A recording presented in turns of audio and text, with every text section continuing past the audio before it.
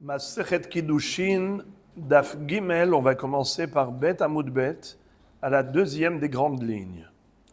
Ma'itama Tane Shalosh, Mishum Drachim, Nitne Dvarim, Venitne Shelosha. Vous en souvenez? La Gemara s'était arrêtée sur le style de rédaction. Pourquoi la Mishnah a employé certains termes inhabituels? Par exemple, elle a dit Aisha niknit beshalosh drachim. Shalosh, c'est la shon nekeva, c'est féminin. Shelosha, c'est masculin. Tosfot nous a expliqué qu'en général, la Torah s'exprime toujours au masculin. Tosfot, litne shlosha pirush mishum dechol la Torah kula belashon zachar ne'emra. Vu que la Torah s'exprime au masculin, alors pourquoi ici la Mishnah commence Masechet Kiddushin en employant un langage féminin? Pourquoi? Au lieu de dire Shlosh Adrachim, tu dis Shalosh. Et donc elle nous a expliqué que c'était en fonction du contexte. Mais la Gemara maintenant, elle remet toute cette réponse en cause. Et elle dit, mais pourquoi tu es rentré, pourquoi tu as pris un lachon qui est neutre, qui s'adapte au contexte, et en fonction du sujet, tu le conjugues soit au masculin, soit au féminin, et là, tu as dérogé au principe de la Torah, qui est de s'exprimer Belachon Zachar au masculin, mais pourquoi tu as été chercher midi à 14h? Tu aurais pu employer un lachon qui n'est que Zachar, comme Devarim. Au lieu de dire Aisha Niknit, Beshalosh derachim, et tu dis shalosh au lieu de shlosha, tu aurais pu dire Beshlosha devarim, et c'est comme ça que tu es sorti de l'auberge, tu es sorti du pétrin. Dvarim, davar et had. Il n'y a pas davar ahat. Ce n'est pas un lachon neutre. N'est-ce pas? Davar, ce n'est que zachar.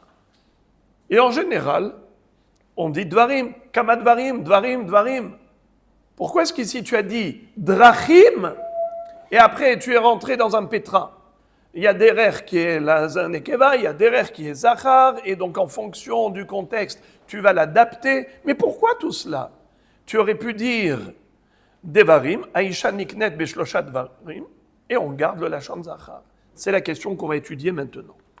Maïtama tane shalosh. Mishum drachim.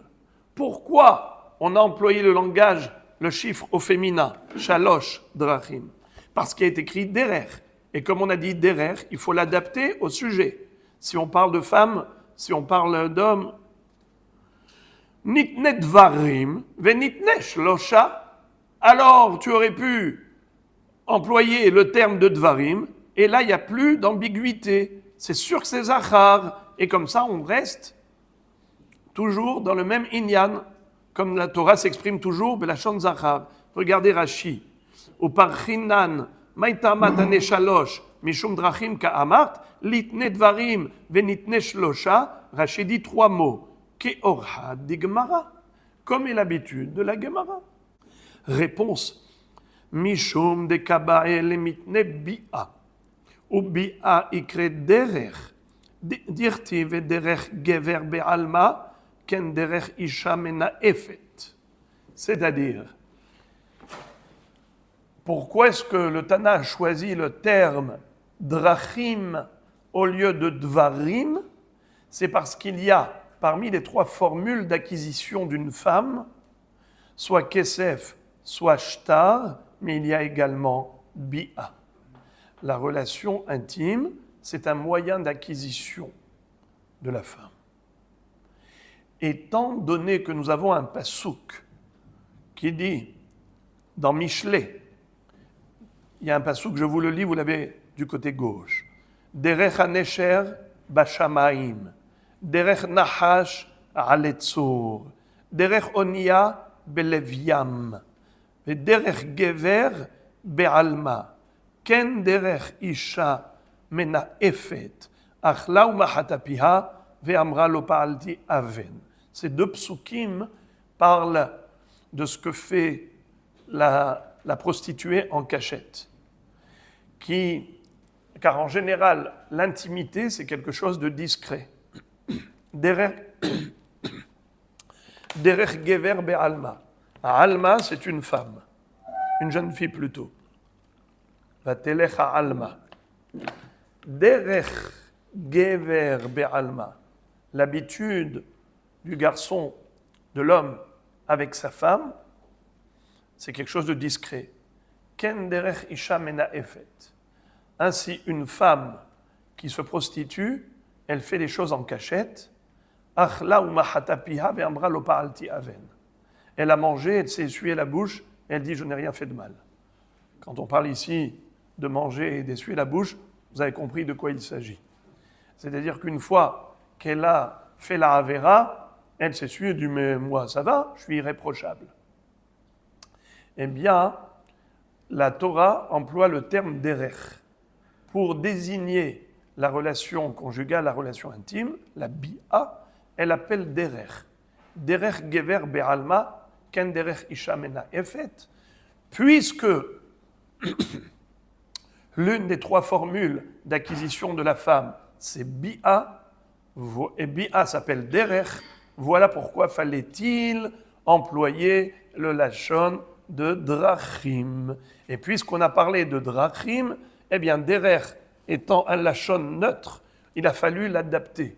Il a fallu le faire correspondre au contexte. Puisque c'est d'une femme qu'on parle ici, Aisha niknit, beshalosh drachim, et pas bishlosh drachim. La Gemara pose la question, elle dit, Atenach bi'a, kesef ushtar maïka le memar. Je n'ai pas compris. Tu me dis que on a employé le lachon drachim parce que bi'a, c'est la lachon derech dans le pasuk, et c'est pour cela qu'il fallait dire shalosh drachim parce qu'on parle de isha niknet, et donc il fallait adapter le lachon. Mais slicha, s'il n'y avait que bi'a, ok, j'ai compris. Pourquoi tu emploies le lachon drachim pour bi'a, derech? Ici on a trois formules: kesef, shtar, bi'a. Alors quoi? Pour bi'a, tout seul, tu emploies la lachon drachim. Tu aurais pu dire dvarim et dire shlosha dvarim, kesef, shtar, bi'a. Parce qu'il n'y a que bi'a qui s'appelle derech, pas kesef et shtar. La Gemara répond Mishum bi'a. Qu'est-ce que ça veut dire? Mishum bi'a. Eh bien, on a employé le terme de drachim pour kesef et shtar à cause de bi'a. La Gemara dit Vetane tarte à tuhada. Je n'ai pas compris. C'est qui l'emporte en général? C'est la majorité. Or ici, bi'a, c'est la minorité. Donc, si dvarim correspond à kesef ou shtar, et derech correspond à bi'a, tu emploies drachim pour l'ensemble à cause de la minorité, mais tu aurais dû dire dvarim par rapport à la majorité. Réponse.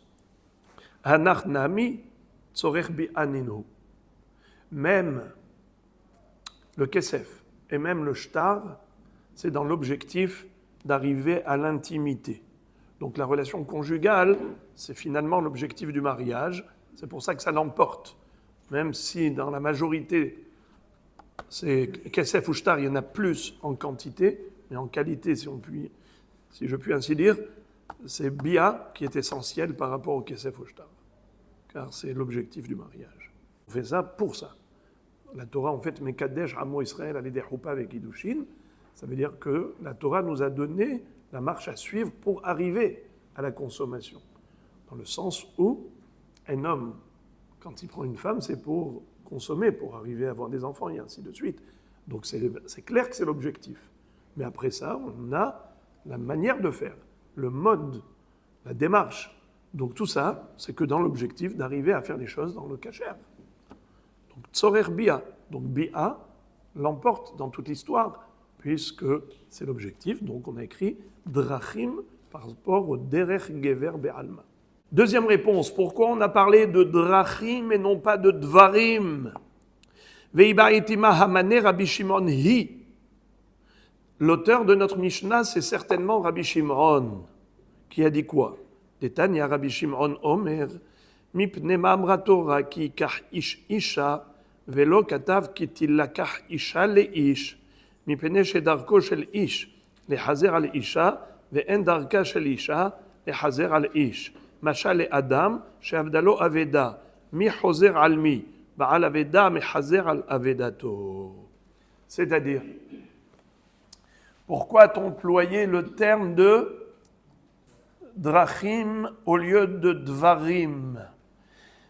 Eh bien, parce que Rabbi Shimon, qui est l'auteur de notre Mishnah, nous a enseigné de par ailleurs que le derech ha'olam, le derech, le chemin, le comportement normal dans le monde, eh bien, c'est que c'est l'homme qui acquiert la femme. C'est-à-dire l'homme qui est avenant et qui va vers la femme pour la solliciter, pour l'épouser. Ce n'est pas le derer que la femme aille vers le garçon. Le derer, c'est que le garçon aille vers la femme. Pourquoi? Car Kadosh Baruch Hu, quand il a créé Adam, ensuite, il lui a retiré une partie de lui pour construire Hava.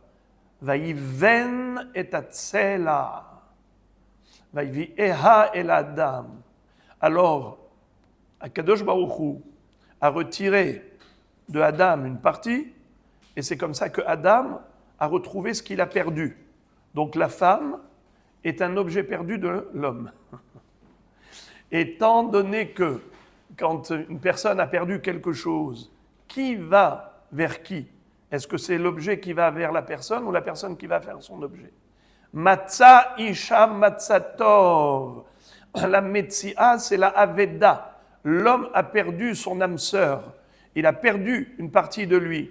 Que ce soit, d'après le Midrash qui dit que c'est une côte de Adam, le Tselah, ou que ce soit d'après la Gemara Iruvin, que c'est un côté de Adam, parce que d'où Partsoufi Nivreu, ils étaient à l'origine déjà comme deux jumeaux siamois, collés dos à dos, d'où Partsoufi. Et la Gemara se pose la question, mais qui marchait devant pour porter l'autre? Eh bien, la Gemara prouve que c'est Adam qui marchait et qui portait Hava dans son dos. Il a dit, c'est mon oxygène, je l'ai toujours sur le dos. Alors, dans le sens où Kadosh Baruch Hu les a séparés, Vaïsgor basar tachtena. Et le mot tsela, c'est comme ul tsela mishkan. Tsela, ça veut dire le côté. Alors tsela, c'est soit le côté, soit la côte, ou côte ou côté. En tout cas, c'est une partie de Adam qui lui a été retirée et qui lui a été rendue. Donc, la démarche normale, c'est que l'homme aille à la recherche de ce qu'il a perdu, de sa future épouse. Donc c'est pour ça qu'on a dit Aisha niknet beshalosh drachim, pour dire qu'il y a un derech haolam. Et le derech haolam, c'est que l'homme aille chercher la femme. C'est pour ça que c'est écrit ki ikach ish isha, et non pas ki tilakach isha leish, parce que c'est à l'homme d'être actif dans la démarche de la recherche du shidur. Je relis rapidement. Detania Rabbi Shimon Omer, mipne ma'amra Torah ki yikach ish isha, velo katav ki tillakach isha leish, mipne shedarko shel ish lechazer al isha, ve'en darka shel isha lechazer al ish. Mashal le'adam she'avdalo aveda mi chozer al mi, ba'al aveda mechazer al avedato. Alors maintenant la Gemara poursuit l'analyse concernant la notion de drachim ou dvarim. Ok, tu m'as dit que normalement on aurait dû dire devarim. Alors j'ai envie de savoir pourquoi au niveau du zav on a dit ve'aditnan beshiv'a drachim botkim et azav litne dvarim. Vous vous souvenez? Hier on a appris cela, à savoir qu'un homme qui a eu une ziva, un écoulement, pas de kéri, une éjaculation normale, une paire de semences, on parle d'un écoulement de gonorrhée. La ziva, qui est en fait, comme on a dit, une sorte de maladie, et cet écoulement entraîne une toum'a. S'il n'y a eu qu'un seul écoulement, l'homme est tamé qu'un seul jour, comme un Baal kéri. S'il y en a eu 2, eh bien, il sera Zav Hamour, il sera tamé pendant 7 jours. Il faut Shiva Nekiim pour aller ensuite au mikvé pour se purifier. Elle a tombé de la nuit après le mikvé. Et s'il a eu 3 écoulements, alors pas seulement qu'il est Zav Hamour, qui doit attendre 7 jours, mais c'est qu'au lendemain du mikvé, il doit apporter un korban. Shtetori Moshne Beneyona. Alors maintenant, la Mishnah nous a enseigné qu'un Zav, ce n'est pas dans tous les cas de figure qu'il a ce statut de Zav. Ce n'est que si la ziva était naturelle. L'écoulement, il a eu naturellement. Mais si c'était be'ones, comme nous dit Rashi, il nous a cité les 7 onassim, les 7 cas de force majeure, be'machal, parce qu'il a trop mangé, be'mishte, il a trop bu, be'holi, une maladie, be'massa, il a porté du lourd, bikfitza, un saut, il a bondi, mar'e, il a vu quelque chose, ve'irhur, il a eu une pensée. S'il y a eu l'un de ces 7 facteurs qui a déclenché l'écoulement, le Zav n'a pas le statut de Zav. Ce n'est que si Zav rar besaro et zovo, qu'il a eu cet écoulement naturellement. Alors, pourquoi il est écrit Beshiva drachim, ces 7 facteurs? On dit Beshiva drachim botkim et azav. On vérifie si le Zav est devenu Zav à cause de l'une de ces 7 raisons, pour savoir si c'était Be'ones ou Tivai. Tu aurais dû dire Shiva Dvarim, Shiva Devarim, et non pas Shiva Derachim. La Gemara répond que c'est intentionnel. Le Tana employait le Lachon Drachim, Shiva Drachim Bodkim et Azav, pour nous dire que le Zav a eu ses écoulements, pas pour rien. C'est qu'il a fait quelque chose qui habituellement déclenche cet écoulement. Tout ce qui est habituel, ça s'appelle le derech. C'est le cheminement classique. Voilà pourquoi le Tana a employé le terme Beshiva Drachim Bodkim et Azav. Alors, toujours à propos de cette même question, à chaque fois qu'on va dire Drachim, pourquoi on n'a pas dit Dvarim? Encore une référence. Ve'aditnan etrog shavela ilan begimel drachim litne devarim. Le etrog, il est commun au ilan par rapport à 3 sujets. Quels sont les 3 sujets qui sont communs au etrog et tous les arbres fruitiers? Rashi nous dit Gimel drachim. Orla, urva'i nohegbo keilan, ou le inyan shevi'it, holchin beperotav, ahar hanata keilan, velo ahar lekita keyerek. Premièrement, vous le savez, que la différence entre les fruits d'arbres et les légumes, c'est que la notion de orla et la notion de reva'i n'existe que pour les arbres, mais pas pour les légumes, pas pour les céréales, les féculents, les légumineuses. C'est-à-dire qu'un arbre, quand il produit des fruits, pendant les 3 premières années depuis sa plantation, ces fruits sont interdits au profit. Mais à partir de la 4e année, ces fruits sont kadosh. On peut les manger, mais à Yerushalayim. Si c'est trop lourd ou trop loin, on transfère la kedusha sur de l'argent. Cet argent sera amené à Yerushalayim. Et là-bas, on va acheter des produits alimentaires que l'on consommera bikdusha à Yerushalayim. Exactement comme pour le Maaser Sheni. Ça s'appelle Reva'i. Les arbres fruitiers sont concernés par l'histoire de Orla, par l'histoire de Reva'i. Mais les légumes, les céréales, non. Le hétrog, c'est un arbre, le cédratier. Alors le cédra est aussi concerné par le issour de Orla, comme tous les arbres. Il est aussi concerné par le din de Reva'i, la 4e année, comme tous les arbres. Il a aussi le din de Shemitah, de Shvi'it. C'est-à-dire, dites-moi les amis, si on a un fruit qui a poussé pendant la Shemitah, il a une dimension de sainteté.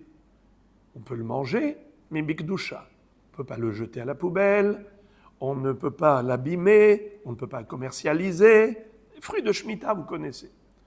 Quel est le din si ces fruits qui ont poussé sur l'arbre pendant la 7e année, j'ai cueilli ce fruit pendant la 8e année?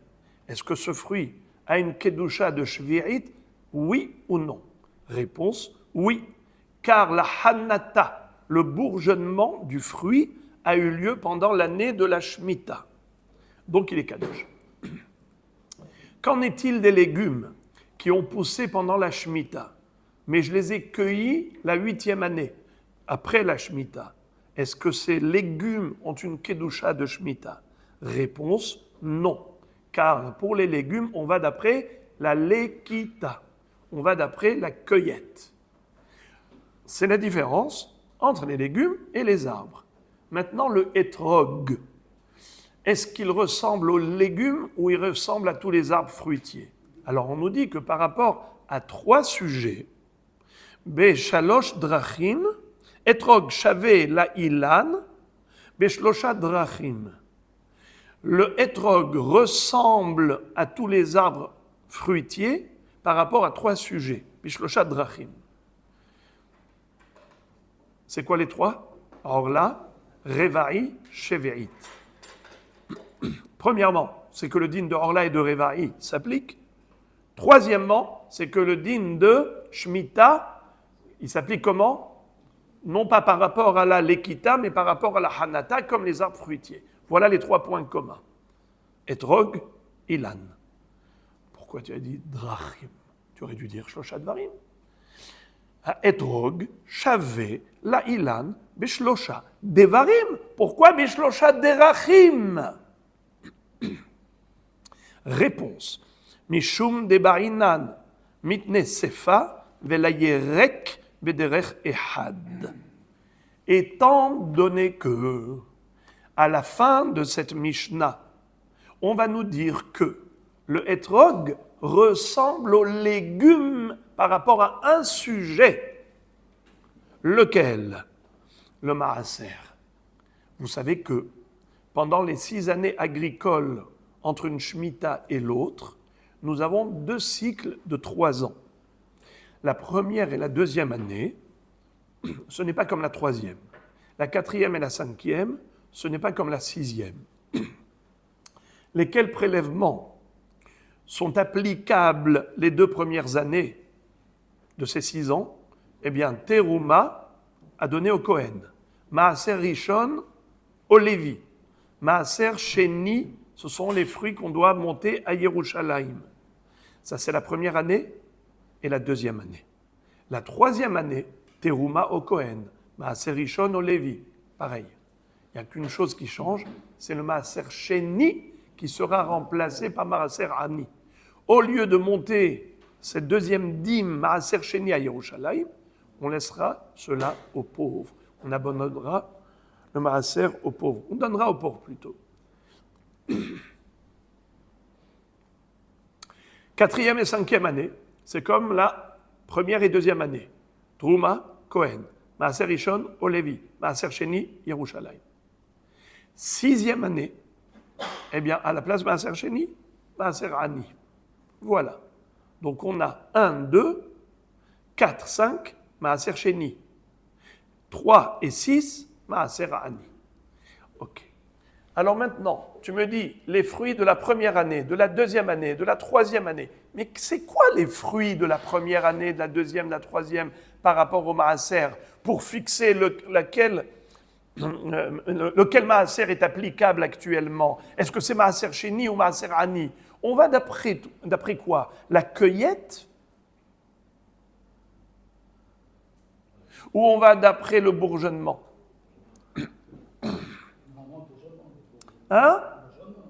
Si le fruit a bourgeonné la deuxième année, normalement c'est Maaser Sheni. Je l'ai cueilli la 3e année, c'est Maaser Ani. Alors ce fruit-là maintenant, est-ce que je prélève Maaser Sheni ou je prélève Maaser Ani? Il a bourgeonné la 2e année, Maaser Sheni. Je l'ai cueilli la 3e année, Maaser Ani. que ferai-je? Alors, la règle, pour les fruits de l'arbre, on va d'après le bourgeonnement. Pour les légumes, on va d'après la cueillette. Maintenant, le hétrog, est-ce qu'il est comme un arbre fruitier ou est-ce que le hétrog est comme un légume? C'est ça le hidou. En ce qui concerne Orla, Revaï, Shemitah, eh bien c'est comme tous les arbres. En ce qui concerne le Maaser, c'est comme les légumes. Voilà pourquoi on a employé le lachon derer. C'est pour nous dire que le hétrog, il ressemble au Yerakot concernant le Maaser. Est-ce que maintenant je vais prélever en ayant cueilli un hétrog pendant la 3e année, qui est l'année du Maaser Ani, mais il a poussé pendant la 2e année, l'année du Maaser Sheni. Qu'est-ce que je fais, Rabotai? Répondez-moi à la question. Je répète, concentrez-vous 2 secondes. J'ai cueilli le hétrog pendant la 3e année, mais il a bourgeonné pendant la 2e année. Quel est le Maaser que je vais donner? Maaser Sheni ou Maaser Ani? Hein? Bravo, bravo. C'était ça la question piège. C'était de savoir, parce que vous, dans votre esprit, vous pensez au hétrog, vous dites, mais c'est un arbre. Donc il faut aller d'après quoi? Le bourgeonnement. Eh bien, c'est ça le chidouche. C'est que le hétrog fait exception, différemment de tous les arbres auxquels on applique le maaser en fonction de la hanata et non pas en fonction de la lekita. Le hétrog, bien qu'il ait toutes les halachot comme un arbre, concernant Orla, concernant Revaï, concernant Shemitah, Shavé la Ilan, mais Shavé la Yerek Bederech Ehad le Maaser. Alors la Gemara s'étonne de cette réponse bizarre. Tu me dis, tu veux savoir pourquoi on a dit Shlosha Drachim? Parce que dans la Sefa, on a écrit que le hétrog est domé la Yerek Bederech Ehad. Donc par symétrie, par volonté d'être homogène dans la rédaction du texte, Rabbeinu HaKadosh a voulu employer dans la Recha le même terme qu'il a employé dans la Sefa. À savoir, comme on a dit dans la Sefa, que le hétrog, Shavé, la Yerek, Bederech, Ehad, alors même dans la Recha, il a dit à hétrog, Shavé, la Ilan, Bishlosha, Derachim. Donc il a dit Drachim par rapport à Derech Ehad. Mais la Gemara dit, mais attends, c'est marcher sur la tête. Tu me dis que tu as écrit Drachim anormalement dans la Recha parce qu'on a écrit Derech dans la Sefa. Mais même Derech dans la Sefa, c'est anormal. Tu peux m'écrire Ve Shavé à Etrog la Yerek Bedavar Ehad, et même dans la Recha, Shavé à Etrog la Ilan Bishlosha Devarim. Tu me réponds pour m'expliquer une anomalie dans la Recha par rapport à une anomalie dans la Sefa. Alors, sois normal et tout sera normal. Qu'est-ce que ça veut dire ça? Pourquoi tu m'écris dans la Sefa Bederech Ehad? Écris-moi Davar Ehad, Sifanamenit ne Davar. La réponse, Hatam, Hakamashmalan, de Darke de Etrog, Ke Yerek, Ma Yerek, Darko Ligadel, Al Kol Maim, ובשעת לכיתתו איסור, אף אתרוג דרכו לגדל על כל מים, ובשעת לכיתתו איסור. C'est-à-dire, pourquoi le hétrog fait exception? Comment se fait-il que pour tous les fruits, en général, on est toujours dans la hanata, par rapport à toutes les halachot, que ce soit pour le din de Orla, pour le din de Revaï, pour le din de Shemitah, pour le din de Maaser, il n'y a pas d'ambiguïté, il n'y a pas de distinguo à établir. Tous les ilanot qui sont fruitiers, on va toujours d'après la hanata. Pourquoi alors le hétrog, qui est le fruit d'un arbre, en effet pour 3 halachot, il est similaire aux arbres, et pourtant, pour le maaser, pour définir l'année du maaser, tu vas d'après la lekita, la cueillette, et non pas d'après la hanata, le bourgeonnement. Qu'est-ce qui est arrivé? C'est quoi cette exception? Mais pourquoi cette exception? C'est l'exception qui confirme la règle, mais pourquoi une exception? On ne donne pas des halachot comme ça en les tirant du chapeau, il faut une raison. La raison est la suivante. Étant donné qu'il y a une différence entre les fruits des arbres et les légumes, quelle est la différence? C'est que les arbres peuvent se suffire de la pluie, alors que les légumes ne peuvent pas se suffire de la pluie. Il faut absolument les arroser. Il y a de l'eau naturelle du ciel et il y a de l'eau artificielle de l'homme. Les légumes ont besoin beaucoup plus d'arrosage. C'est la raison pour laquelle le hétrog est semblable aux légumes, parce qu'il a besoin d'arrosage plus que n'importe quel arbre. Le hétrog est très assoiffé d'eau, autant que les légumes. C'est la raison pour laquelle la halacha du maaser des légumes, du hétrog, c'est comme celui des légumes. C'est-à-dire, on ne va pas d'après la hanata, on va d'après la lekita pour le maaser chez nous. Voilà donc pourquoi on a dû écrire dans la sefa yerek, derer, car on est en train de nous expliquer le derer du hétrog. Étant donné que le derer du hétrog, c'est comme les yerakot, Shaveh ha-etrog la ilan bederer ehad. C'est quoi le derer? C'est l'arrosage, al kolmaïm, et non pas uniquement de l'eau de pluie. Il a besoin de kolmaïm. C'est quoi kolmaïm? Toutes les catégories d'eau, les catégories d'eau, l'eau naturelle et l'eau artificielle. Kolmaïm, zehad derer. Et puisqu'on a dit derer, par rapport à Yerek, que le hétrog, j'avais la Yerek, mais derer ehad, alors il fallait dire aussi que à hétrog, j'avais la ilan, bishlosha drachim, pour qu'il y ait une symétrie dans la Mishnah entre la Recha et la Sefa.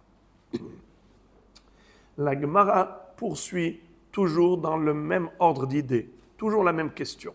Pourquoi tu as dit drachim au lieu de dvarim? Vehaditnan hakoy yeshbo drachim shave la haya veyeshbo drachim shave la behema veyeshbo drachim shave la haya ve la behema veyeshbo drachim she'eno shave lo la haya velo la behema nitne devarim. C'est-à-dire, il existe une sorte d'animal atypique que l'on appelle koy.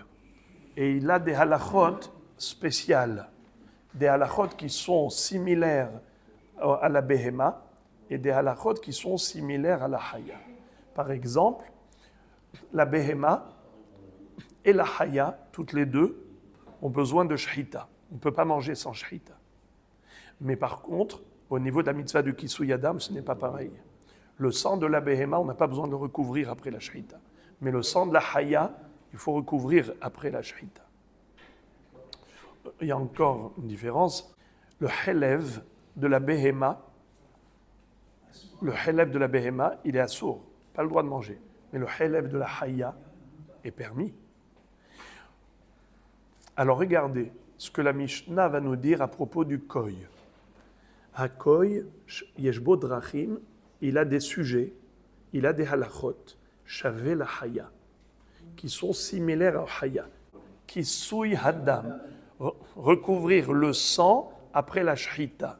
Vous savez que si on a fait la shrita à une volaille, il faut recouvrir le sang. N'est-ce pas? Vechissa et damo. Vechafar et damo, vechissa ou be'afar. Alors, ce kisui haddam, ce n'est pas que pour les ofot, c'est même pour les hayot, pas pour les behemoth. Qu'est-ce qu'on appelle haya? Qu'est-ce qu'on appelle behema? Très bien. Behema, c'est behema domestique. Haya, c'est une bête sauvage. une bête sauvage, elle est cachère à la consommation. Il y en a 7 bêtes sauvages qui sont cachères à la consommation. Ayal, Tzvi, Yahmour, Ako, Dishon, Théo, Zamer. Il y a 7 hayot qui sont kshérot à la achila. Et ils nécessitent shchita. Et ces 7 hayot-là, de la même façon qu'ils ont besoin de kisoy adam, ainsi le koy est semblable à la haya, requiert kisoy adam. V'yesh bo drachim shave la behema. Le koy, il a également des halachot qui sont communes avec la behema. C'est quoi? Regardez Rashi. Helbo asur, le helev, le suif, la graisse qui s'appelle helev, c'est assour de manger le helev d'une behema, mais on a le droit de manger helev de haya. Maintenant, le koy, il a le même din que haya ou le même din que behema. Étant donné qu'il est un safek, alors on est mahmir. Et donc on interdit le helev de haya, de koy. Également, Yeshbo drachim shave la haya ve la behema. Et il a des halachot qui sont communes aux deux, behema et haya. Une question, quelle est la halacha qui est commune à haya et behema? Shchita. Car le din de helev n'est pas commun à haya et behema. Helev, c'est que par rapport à behema, que helev est assour. Le din de kisoy adam n'est pas commun. Il est applicable uniquement à la haya. Mais quelle est la halacha qui est commune aux deux, haya et behema? Shchita. Alors le koy, il a des points communs avec haya, des points communs avec behema, et des points communs à haya et behema. V'yesh drachim she'eno shave lo la haya velo la behema. Il n'est pas considéré comme étant commun ni à haya ni à behema. En quoi le koy n'est pas commun à haya et behema? Rashi, tout est Rashi. Tout est enseigné par Rashi. Non. Alors on a dit, il n'est pas considéré comme une behema concernant le kisoy adam. Il faut kisoy adam comme qui? Comme haya. Il n'est pas considéré comme haya pour autoriser la graisse. Il est considéré comme behema. Il est considéré comme haya et behema à propos de la shchita. Que tu dises qu'il est haya, ça rire shchita. Que tu dises qu'il est behema, ça rire shchita. Donc il a la halakha de shchita qui est une halakha commune aux deux. Puisque c'est la halakha qui est commune aux deux, shchita, c'est commun à haya et à behema, le koy aussi est concerné par la halakha qui est commune à haya et behema, à savoir la shchita. Encore, 4e halakha, c'est qu'il est considéré ni comme haya ni comme behema. De quelle halakha s'agit-il? Le issur harba'a, l'interdiction de l'accouplement avec une autre espèce. On n'a pas le droit d'associer deux espèces. Est-ce que le koy, on peut l'associer à une haya? Non. Est-ce qu'on peut l'accoupler à une behema? Non. Ces croisements sont interdits étant donné qu'on n'est pas capable de déterminer la nature et l'identité du koy. Étant donné que le koy est un animal atypique, alors on lui applique toutes les humrot possibles et imaginables. La humra du kisoy adam, la humra du helev, la humra de la shchita et le issour de harba. Alors la question d'Agmara, pourquoi est-ce qu'on n'a pas dit dvarim?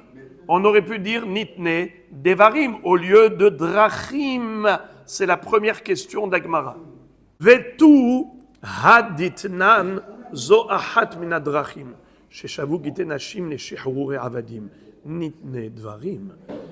Deuxième référence, où encore une fois, le Tana employait le terme drachim au lieu de dvarim, sans raison valable a priori. Si tu dis qu'en général, on emploie le terme devarim, et le terme drachim, il n'est employé que dans des cas de figure où on a des raisons spéciales, comme on avait expliqué jusqu'à présent. Alors pourquoi, à propos des Gite Nashim et Gite Shehrur, on a employé le terme de drachim au lieu de dvarim. De quoi il s'agit, Rabbi? De quoi s'agit-il? C'est quoi le sujet qui est commun au Gite Nashim et Shehrur et Avadim? Le point commun au Get Isha et Get Shehrur, c'est que lorsqu'on apporte un get pareil de Medinat Hayam en Eretz Israël, eh bien, il faut déclarer Befanai Nichtav, Befanai Nechtam. Alors pourquoi tu as dit, ça c'est l'un des points communs. Zo ahat minadrachim sheshavu Gite Nashim le Shehrur et Avadim. Nitne devarim, puisque il est préférable d'employer le terme davar plutôt que le terme derech. Alors la Gemara nous donne un nouveau principe. Quand est-ce qu'on emploie le terme drachim, derech? Et la kolecha deika plukta tane drachim.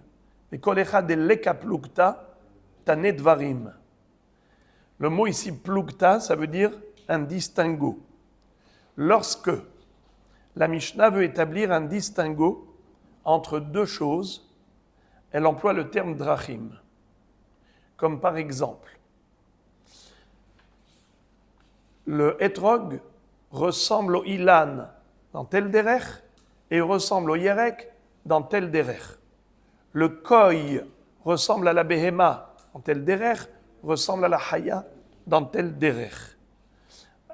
Le zav, il est tamé, il a le din de ziva quand il a eu un écoulement dans tel derech, mais pas quand il a eu un écoulement dans tel drachim. N'est-ce pas? Alors à chaque fois qu'on a plukta, dans ce cas oui, dans ce cas non, alors on emploie le terme derech. Mais quand c'est uniforme, homogène, il y a une seule chose, il n'y a pas de distinguo à établir entre ceci et cela. Là, on emploie le terme davar, dvarim, davar, parce qu'il n'y a pas d'ambiguïté. Alors, je répète. Et la kolecha deika plukta tane drachim. Kolecha de leka plukta tane dvarim. Daika name de katane sefa, Rabbi Elazar Omer, etrog shave la ilan lechol davar. Shmamina. La Gemara amène une preuve, comme quoi le Tana emploie le lachon dvarim, davar, quand il n'y a pas de distinguo. Exemple. Rabbi Elazar n'est pas d'accord avec Tanakama pour dire que le etrog a le même din que le ilan par rapport aux trois halachot, orla, reva'i et shmita. Et par contre, au niveau du maaser sheni, maaser ani, alors il est chavé la hirakot pour dire qu'on va d'après la lekita et pas d'après la hanata. Il n'est pas d'accord avec ça, Rabbi Elazar. Rabbi Elazar dit que c'est kif-kif, exactement pareil. Le etrog, c'est un arbre fruitier. Et il a toutes les halachot similaires aux arbres fruitiers. À savoir que ce soit pour le din de Orla, pour le din de Revaï, pour le din de Shemitah, pour le din de Maaser, c'est exactement pareil. Il n'a rien en commun avec les hirakot. Même s'il a besoin de plus d'arrosage que les autres arbres, ce n'est pas pour autant qu'on va lui donner le statut de yerek. Tu vois que là, il a dit etrog shavé la ilan lechol davar. Il n'a pas dit lechol derech, alors que Tanakama avait parlé de drachim. Donc, pour justement Tanakama, qui établit un distinguo entre les lois de Orla, Shemitah et Reva'i par rapport à Maaser, donc il établit un distinguo. Il dit le etrog, Besholsha drachim, shavé la ilan, bederech echad, shavé la yerek. Parce que, puisqu'il établit un distinguo, alors il emploie le terme derech, drachim.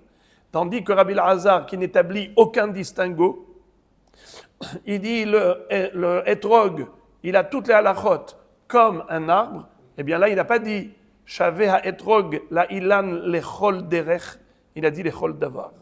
Parce que dvarim, c'est quand c'est fluide, limpide, c'est clair, il n'y a pas de distinguo.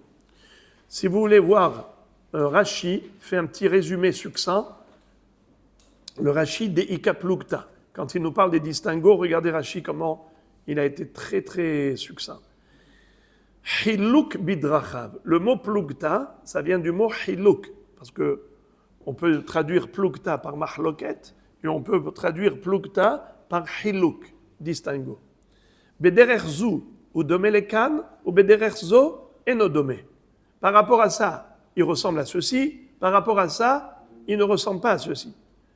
Kegon, matnitin, par exemple, si on reprend depuis le début de la Mishnah, Beshalosh drachim, Aisha niknit, les maoute, chupa, delokania.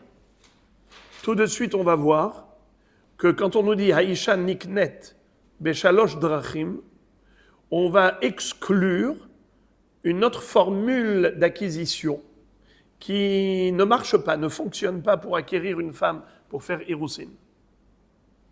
Donc voilà pourquoi on a dit drachim. Pourquoi ? Pour nous dire, ça marche, mais ça ne marche pas. On va voir dans quelques minutes qu'est-ce qui ne marche pas.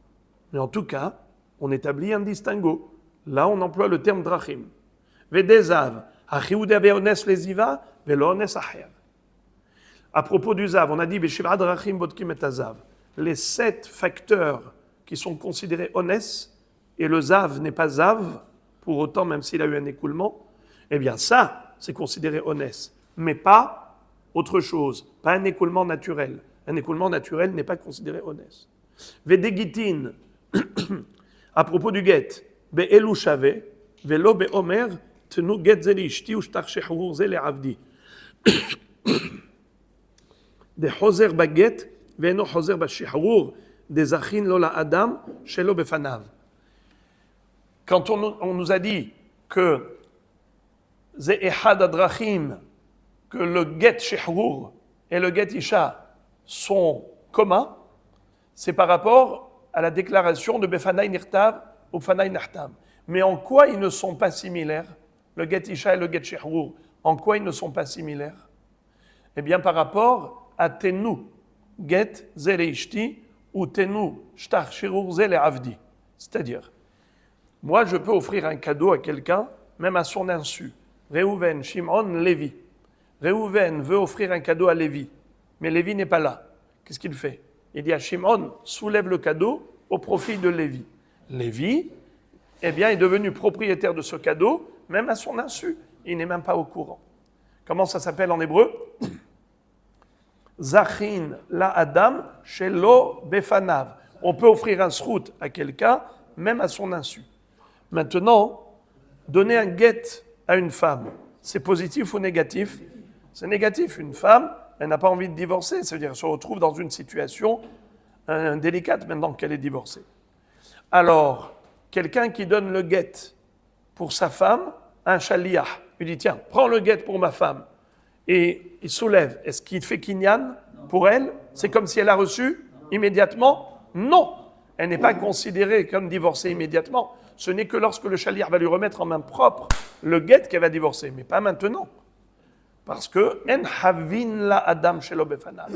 On ne peut pas causer à quelqu'un du tort à son insu. C'est que le srout, eh bien, c'est la différence avec le get shehurur. Quelqu'un qui dit à une tierce personne, prends le get shehurur pour mon eved kenaani, puisque la libération, c'est une délivrance, alors oui, il les aurait immédiatement. Même à son insu, le eved est déjà meshohrav. Alors que la femme, elle, n'est pas divorcée immédiatement à son insu. Donc tu vois qu'il y a des choses qui sont communes, des halachot communes au get isha, get shehurur, et des halachot qui sont divergentes. Get shehurur, get isha, c'est pas pareil. C'est pour ça qu'on a employé le terme derech, parce qu'on établit un distinguo. C'est ce que nous dit Rashi. Vous voyez comment Rashi est succinct ? C'est une merveille, concis et précis. La Gemara maintenant commence le nouveau sujet. Regardez. Minyana de Recha, les maoutemai. Minyana de Sefa, les maoutemai. Vous savez compter avec les doigts ? 1, 2, 3. Aisha niknit beshalosh drachim, bekesef, bishtar ou bebi'a. Qu'est-ce que tu as besoin de me dire ? La femme, elle peut être acquise par 3 moyens. Mais je sais compter. Kesef, 1, shtar, 2, bi'a, 3, T'as pas besoin de me dire 3 Béchalosh Drachim. Pourquoi je ne sais pas compter? C'est pour nous dire 3 et pas 4. Quand la Mishnah nous donne un nombre, un chiffre exact, c'est pour exclure, pour dire que c'est exclusif, que la liste est exhaustive, pour nous dire, il y a 3 formules d'acquisition, il n'y en a pas 4. S'il n'y avait pas écrit le chiffre, Minyana, le Minyan, eh bien j'aurais pu dire, le Tana a cité quelques-uns des moyens d'acquisition de la femme, mais il y en a peut-être d'autres. Eh bien, c'est pour cela qu'on te dit non. Il n'y a que ces 3 et rien d'autre. C'est pour ça qu'on a dit Haïcha Niknit, Béchalosh Drachim. La Gemara, tout de suite, va se pencher sur la question quelle était l'éventualité? Qu'est-ce qu'on aurait pu croire éventuellement qui peut être un moyen d'acquisition que le Tana avait besoin de te dire non, ça ce n'est pas valable. On va voir tout de suite. À la fin de la Mishnah, on nous enseigne aussi qu'une femme peut se libérer de son mari, c'est-à-dire l'interdiction qu'il a frappée d'aller avec un autre homme. Cette interdiction peut disparaître par l'un des 2 moyens, soit get, soit la mort du mari. Vekona et atzmah beget ou bemitat baal. Ça fait combien de formules? 2. Get mitat baal. Alors pourquoi tu m'as dit Vekona et atzmah bishte drachim? Elle peut se racheter par l'un des 2 moyens, soit le get, soit mitata baal. Et je sais compter. Get 1, mitata baal 2. Ça fait 2. Tu n'as pas besoin de me donner un chiffre. C'est sûr que c'est shte drachim. C'est écrit get, c'est écrit mitata baal. Ça fait 2. Alors pourquoi tu as besoin de me dire 2? C'est pour dire 2 et pas 3. Ça veut dire qu'on aurait pu imaginer qu'il puisse y avoir encore une 3e formule de libération de la femme, entre guillemets, du issour qui l'a frappé jusqu'à présent d'aller avec un autre homme. Eh bien, on vient justement nous dire non. Tu aurais pu croire éventuellement qu'il existe encore une autre formule. Il n'y a pas d'autre formule. Il n'y a que le get et mitata baal. Quelle est l'éventualité? De quelle formule s'agit-il qu'on aurait pu croire éventuellement que ça peut marcher pour rompre le lien du mari vis-à-vis de sa femme? Et on vient te dire non, ça ne marche pas. Il n'y a que le get et mitata baal. C'est quoi l'éventualité? La Gemara va nous expliquer. Commençons.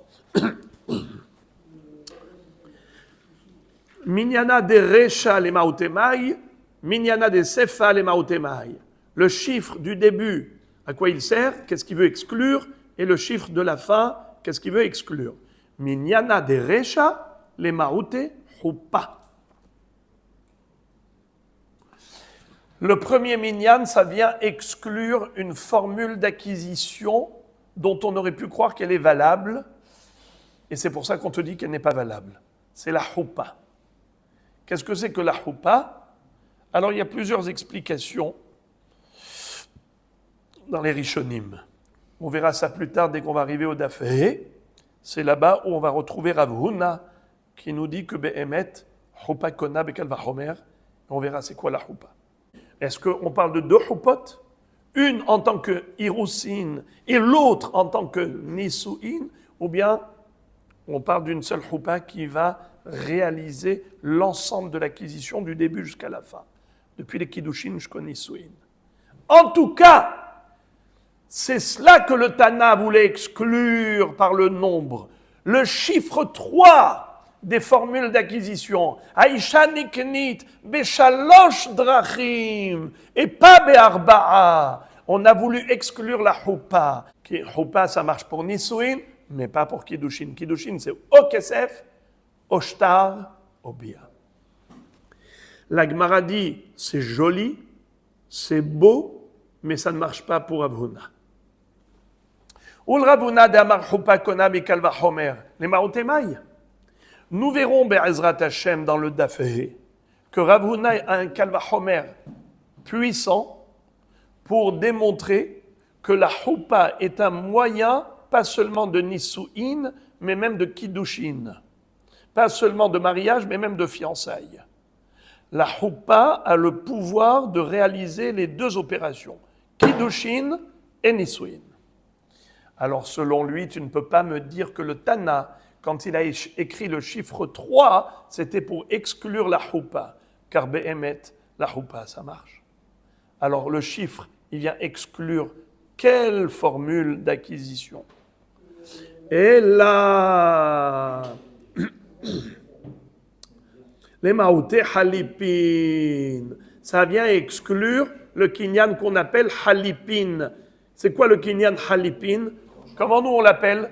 Qui est-ce qui sait comment nous on appelle dans notre lachon à nous le kinyan halipin? Kinyan soudar, bravo. Ça veut dire quoi kinyan soudar? L'échange. Le foulard. C'est-à-dire que je donne un vêtement, c'est du troc. Halipin, c'est du troc. Je te donne un objet, tu m'en donnes un autre en échange. Comme un halif para behamor. Un, il donne à l'autre la para, l'autre, il lui donne en échange le hamor. Il suffit que l'un ait tiré la para et l'autre, il a acquis automatiquement le hamor. Car c'est du troc, c'est halipin. Aujourd'hui, on le fait pas avec un para ou un hamor, on peut faire même avec un stylo, par exemple. Je vous donne mon stylo et en contrepartie, vous me donnez votre appartement. D'accord? Je vais vous payer par la suite. D'accord? Ça, c'est juste pour que vous acceptiez. Mais la transaction commerciale, elle a été réalisée par quel biais? Non pas par l'argent, c'est par le stylo, parce que le marché est conclu. Vous entendez? Parce que moi, je n'attends pas de vous donner l'argent pour acheter. Je veux conclure le marché aujourd'hui. Comment je fais? Eh bien, avec ce stylo, dès que vous, vendeur de l'appartement, vous avez pris le stylo, ça y est, l'appartement m'appartient. Maintenant, il faut juste que je vous paye. Mais l'appartement m'appartient, vous ne pouvez plus vous rétracter. Car ça y est, je vous ai donné une chose et en échange, vous m'avez donné autre chose. Rabotai, halipin. Si un homme donne à une femme un stylo et il lui dit, en contrepartie du stylo, tu te donnes à moi.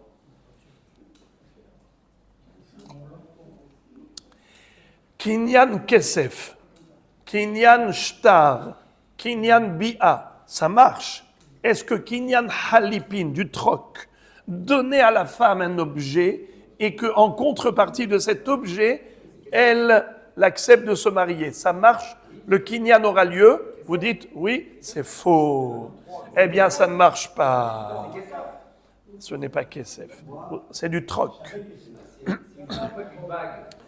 Quelle est la différence entre kesef et halipin? C'est une bonne question que pose Rabbi Nissim. Alors écoutez, la différence est la suivante. Halipin, c'est un échange. Ça contre ça. L'argent, ce n'est pas un échange. Je peux vous donner par exemple, comme j'ai dit tout à l'heure, pour un appartement, même une prouta. Je vous donne 10 centimes et on a établi le kinyan. Le kinyan kesef, c'est comme le kinyan shtar, c'est un moyen d'acquisition qui ne se fait pas par rapport à la valeur. C'est que tout simplement la Torah nous a dit qu'avec ça on peut acheter. Si la Torah te dit qu'avec cette opération il y a une transaction, alors que ce soit un papier sur lequel on a écrit quelque chose, que ce soit un acte de bi'a, que ce soit en donnant 10 centimes, l'homme est chané. Tout ça, ce sont des actions symboliques. Tout ça, c'est que du symbolique. Alors que halipin, c'est de la contre-valeur. C'est un échange. Ça contre ça. La valeur de ça, c'est ça. Tu me donnes ça à la place de ça. D'accord? C'est-à-dire que il y a ici, non pas juste un acte symbolique, c'est un échange. Et la Torah nous dit que ça s'appelle Tmura. Vezot milefanim be'Israël, ala geula ve'ala temura ve'shalaf ish na'alo, lekayem kol davar, ve'natan lere'ehu, lekayem kol davar. C'est comme ça qu'on faisait, on donnait la chaussure. Et en contrepartie, c'est le troc. Alors, qu'est-ce que ça veut dire? Ça veut dire que si un homme donne à une femme un stylo, et il lui dit, en contrepartie du stylo, tu te donnes à moi. Alors, On est en train de nous dire qu'une femme à qui on donnerait un objet pour qu'elle se donne en contrepartie de l'objet qu'elle a reçu, ça ne marche pas. Et la Gemara tout de suite va nous expliquer. Mais pourquoi ça ne marche pas? Encore une fois. Les Maote Halipin. Sal kadata ramina. J'aurais pu dire, j'aurais pu penser, Ho'il vegamar ki hamis de Efron, masa de mikanya be halipin, afishanami mikanya be halipin kamashmala. Nous aurions pu croire que, comme nous avions appris hier, vous en souvenez, que le kinyan kesef, on l'apprend de Sadeh Efron, il est écrit ki kah ish isha. Et il est écrit à propos de la Me'arat Marpella que Abraham Avinu a acheté de Ephron avec de l'argent. Il lui a dit Natati kesef hasadeh kah mimeni. Le mot kah mimeni figure dans le sujet du kesef d'Abraham, le kinyan de Me'arat Marpella. Il a acheté Me'arat Marpella avec kesef. Hasadeh asher kana Abraham. Et il est écrit ki kah ish isha. Un homme qui prend une femme. Alors on a dit de la même façon que la kiha de Sadeh Ephron s'est faite avec de l'argent, ainsi la kiha d'une femme se fait avec de l'argent. Nous aurions pu croire par erreur que si on compare la femme à un champ, de la même façon qu'un champ peut être acquis, pas uniquement avec de l'argent, mais même avec halipin. Comme j'ai dit tout à l'heure, je donne un stylo au propriétaire de l'immeuble et en contrepartie, il me donne l'immeuble. Lui prend le stylo et l'immeuble m'appartient automatiquement dès que lui a soulevé le keli. Eh bien pareil, dès que la femme va soulever le keli que le mari, le hatan lui a donné, eh bien peut-être qu'elle est acquise par le hatan en contrepartie, en tant que halipin, en tant qu'échange. On vient nous dire que ça ne marche pas. Et on est très étonné pourquoi ça ne marche pas. La Gemara dit Veima Achinami. C'est quoi la question Veima Achinami? Qui peut m'expliquer l'avant-dernière ligne? Veima Achinami. Et je peux dire que oui, ça marche, en effet. Pourquoi pas? La Gemara répond brillamment. Halipin itanhu bepachot mishave pruta. Veisha bepachot mishave pruta lo mekanya nafsha. Alors, je prends l'explication de Rashi, pas celle de Tosfot qui n'est pas d'accord avec Rashi. 2 secondes. Alors, d'abord, la Gemara dit que pourquoi ça ne marche pas, le halipin avec la femme, c'est que, étant donné que le keli en question n'a pas besoin d'être un keli qui a de la valeur de pruta. C'est toute la différence avec kesef. Kesef, au minimum, c'est pruta. Halipin n'a pas de minimum. Même une aiguille qui vaut moins d'une pruta, ça veut dire, prenez un objet quelconque qui fait moins d'une pruta, c'est un objet. Quand on parle d'argent, minimum pruta. Dès qu'on parle de keli, il n'y a pas de minimum. Alors, c'est ça le Inyan nous dit Rashi, le sens de la réponse à Gemara d'après Rashi est le suivant.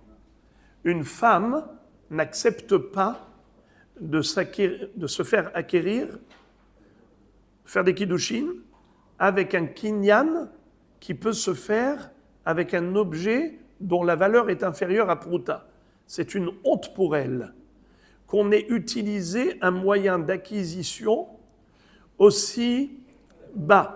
C'est-à-dire qu'on peut faire ça même avec un objet qui n'a aucune valeur presque. Ça veut dire que c'est un objet qui vaut même moins d'une pruta. Quelle honte, quel mépris. Quoi, tu me prends pour moins que rien? Déjà, c'est comme ça que tu commences ton mariage avec moi. Tu commences du pied gauche. Tu vas m'acquérir avec kinyan halipin. Mais kinyan halipin, ça peut se faire avec n'importe quel objet, même si la valeur est inférieure à shve pruta. C'est ça ce que tu as choisi comme moyen d'acquisition pour m'acquérir.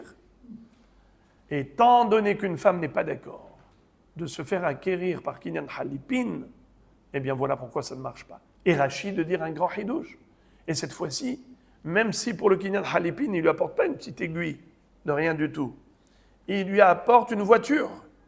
Il lui donne une voiture, lui dit, voilà, c'est du troc. En contrepartie de la voiture, je te donne à moi. Halipin. Eh bien, ça ne marche pas. Pourquoi?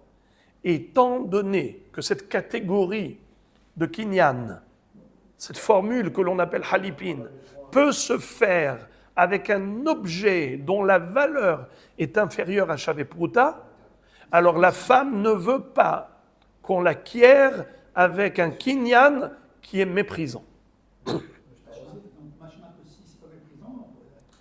Non. Ce qui est méprisant, ce n'est pas l'objet, qui lui a donné. Ce qui est méprisant, c'est le potentiel de l'objet. Le kinyan halipin, potentiellement, peut se faire avec n'importe quel objet, qui puisse être une Rolls-Royce, ou qui puisse être une petite aiguille de rien du tout, qui fait moins d'une prouta. Étant donné que cette sorte de kinyan est une sorte de kinyan qui peut se faire avec moins d'une prouta, eh bien la femme n'accepte pas de se faire acquérir avec un kinyan qui, dans l'absolu, peut se faire avec n'importe quoi. C'est méprisant en soi. Minyana de Sefalemaote Halitza. Alors on a dit à quoi sert le deuxième chiffre par rapport à la libération de la femme. Il y a deux moyens de libération, soit par le guet, soit par la mort du mari.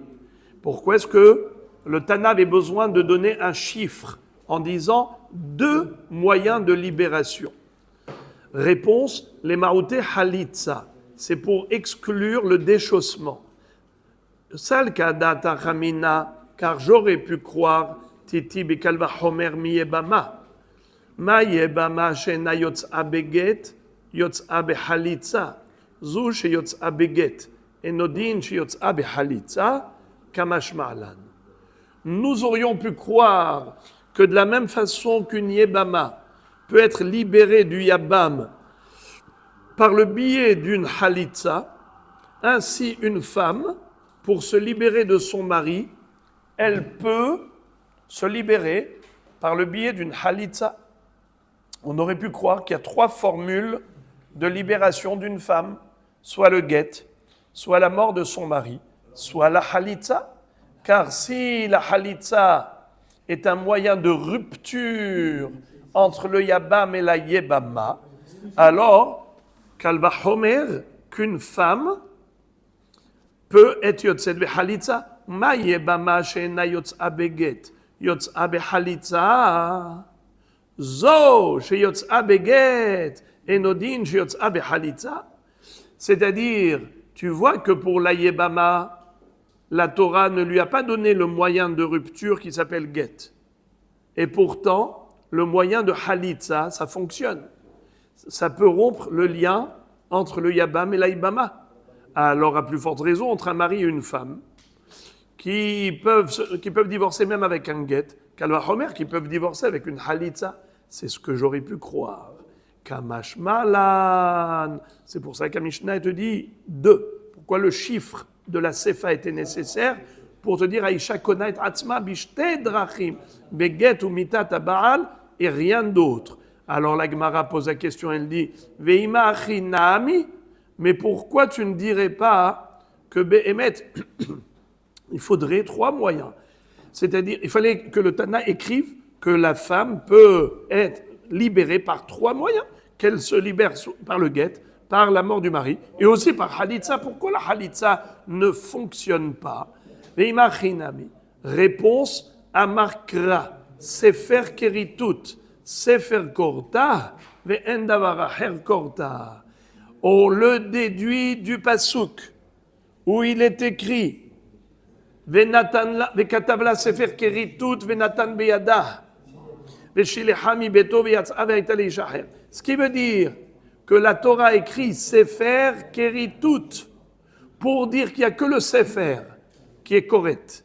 Il n'y a que le get qui peut créer la rupture. Endavaraher, Korta, rien d'autre ne peut rompre le lien marital. À part la mort, rien ne peut séparer un homme de sa femme si ce n'est le get. Sefer Keritut, Sefer Korta, mais Endavaraher Korta. Donc la halitza ne peut pas fonctionner. Étant donné que la Torah a dit qu'une femme une yebama ne peut pas divorcer avec un get. Comme il est écrit, les katavla sefer keritut, la velo la yebama. Seule une vraie épouse peut rompre le lien avec son époux grâce au get. Mais un yabam, s'il donne le get à une yebama, il n'a pas rompu son lien avec elle, sous-entendu que le guet n'est pas efficace pour rompre le lien Yabam-Yebama. Et pourtant, la Halitza, c'est suffisant pour séparer la Yebama du Yabam. Désormais, elle peut aller se remarier avec quelqu'un d'autre. Donc la Halitza, c'est a priori plus fort que le guet. Donc on fait un Kalvachomer. Si déjà le guet suffit pour rompre le lien épouse, à plus forte raison que la Halitza devrait suffire pour rompre le lien épouse. Eh bien, c'est ça ce qu'on vient nous enseigner, que non, la Halitza, ça ne marche pas. Et pourquoi ça ne marche pas? Parce qu'il est écrit Sefer Keritut, Sefer Korta, Ve'en davar acher Korta. Et maintenant, la Gemara va aborder le sujet, mais ce qu'on appelle le vif du sujet. On a dit dans la Mishnah que l'un des 3 moyens d'acquisition d'une femme, c'est Kesef. Minalan. Rashi explique, quand la Gemara demande Minalan, d'où sait-on qu'on peut acquérir une femme avec du Kesef?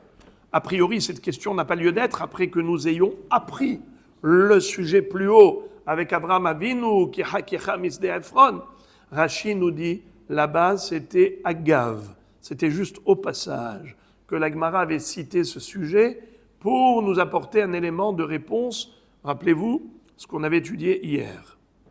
Mais l'approfondissement du Kinyan Kesef commence à partir de là. Bekesef Minalan. D'où sait-on que oui, Kesef est un moyen d'acquisition? Primo. Secondo. Vetu haditnan ha'av zakai bebito bekidushea bekesef bishtar ou bebi'a minalan de mikania bekesef bekesef de avuaou. On a une Mishnah dans Masechet Ketubot qui nous enseigne que l'homme peut donner sa fille quand elle est petite en mariage. Vous savez qu'une fille, elle a 3 tranches d'âge. Ktana, Nahara, Bogeret. Jusqu'à l'âge de 12 ans et 1 jour, elle est Ktana. De 12 ans et 1 jour jusqu'à 12 ans et 6 mois, elle est Nahara. Au-delà de 12 ans et 6 mois, elle est Bogeret. L'homme a une emprise sur sa fille tant qu'elle est Ktana ou Nahara.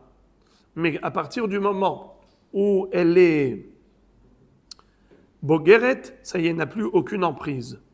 Quand elle est Ktana, un homme peut même vendre sa fille comme servante. Il peut la donner en mariage. Quand elle est Nahara, il peut la donner en mariage. Et d'ailleurs, tout ce qui est financier, il en a les droits de tous ses gains à sa fille, mais il ne peut plus la vendre en tant que servante. Au contraire, s'il avait vendu Ktana, bin Orea Betavia, dès qu'elle arrive à l'âge de la Naharut, Viatz'ahina men Kasef, elle sortira en liberté dès qu'elle a 12 ans et 1 jour, avec les Shte Seharot, les 2 poils qui sont des signes de puberté. En tout cas, je reprends le sujet. La Torah a donné le droit au père de donner sa fille en mariage. Mais cet argent, qui sera le produit de ce mariage, à qui est-il donné? Non pas à la fille, mais au père. Généralement, on donne la bague. À qui le hatan donne la valeur d'argent? À la jeune fille, à la kala. Mais là, il donnera au père l'argent pour acquérir sa fille en tant qu'épouse. Ha'av zakai bebito bekidushea bekesef bishtar. Au lieu de donner le shtar où il y a écrit Areat mekudeshet li, il donne le shtar au papa en disant Bitra mekudeshet li, ta fille mekudeshet. Ou bebi'a, c'est le père qui donne sa fille pour une relation intime avec ce hatan, même si elle n'est pas d'accord, il a le droit de la donner. Bekesef, bishtar ou bebi'a. Comme ça dit Rashi.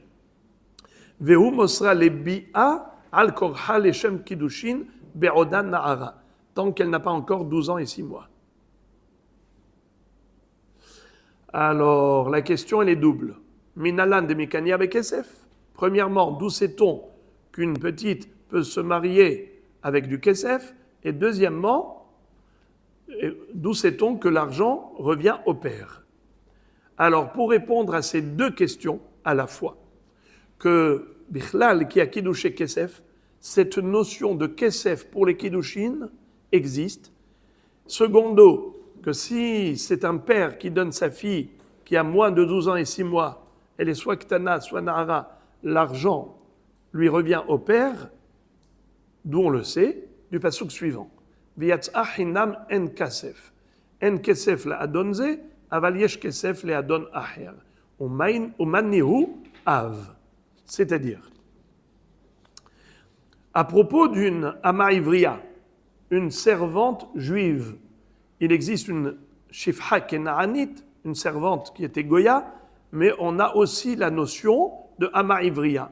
C'est lorsque le papa vend sa fille quand elle est petite et qu'il a touché de l'argent pour cette vente. Ensuite, quand elle arrive à l'âge de la Naharut, elle a 12 ans et un jour et les deux poils qui sont des signes de puberté, eh bien, elle sortira gratuitement. Elle n'a pas besoin de payer pour se racheter. Elle est de facto libérée. V'yatzah hinam en kasef. Répétons s'il vous plaît la phrase qui veut dire que la jeune fille vendue par son père en tant que servante, dès qu'elle arrive à l'âge de la Naharut, elle sort gratuitement sans avoir besoin de payer pour se racheter. Comment la Torah s'exprime? 4 mots. Veyatzah hinam en kasef. Répétons. Traduction. Elle sortira gratuitement sans argent. Boker Tov. Si elle sort gratuitement, c'est sûr que c'est sans argent. Depuis quand le gratuit, c'est avec de l'argent? Mais si c'est gratuit, c'est que tu ne payes pas d'argent. Alors pourquoi la Torah elle écrit En Kasef? Ces 2 mots ne sont pas écrits pour rien. Ça a été écrit pour en faire une déduction. En Kasef la adonze aval yesh kesef le adon aher umanihu av. Pour sortir en liberté du maître, de sortir de chez son maître qu'il avait acheté à l'époque. Son père l'avait vendu, et c'était qui son maître? Son maître. Eh bien, elle sortira à l'âge de la Naharut, v'yatzah hinam, gratuitement. Pourquoi on a besoin de dire en kasef? Elle n'a pas besoin de payer pour sa liberté. C'est pour dire que cette fois-ci, elle n'a pas besoin de payer.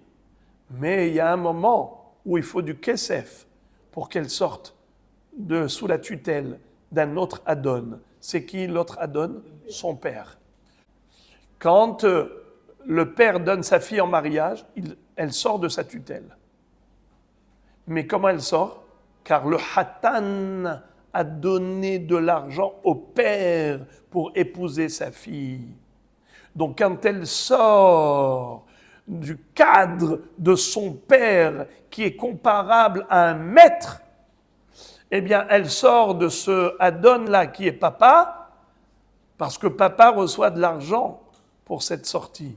Comment? Il a donné en mariage à quelqu'un, et ce quelqu'un lui a donné de l'argent au père. Et alors la dot dans les mariages, Non, ça c'est une autre histoire. Là, je parle de l'acte symbolique. L'acte symbolique. Donc, maintenant, si je vous pose interrogation orale, d'où on apprend qu'une femme peut se marier avec de l'argent, et que si elle est petite, c'est le père qui prend cet argent. J'ai besoin d'une réponse aux 2 questions, par une seule phrase.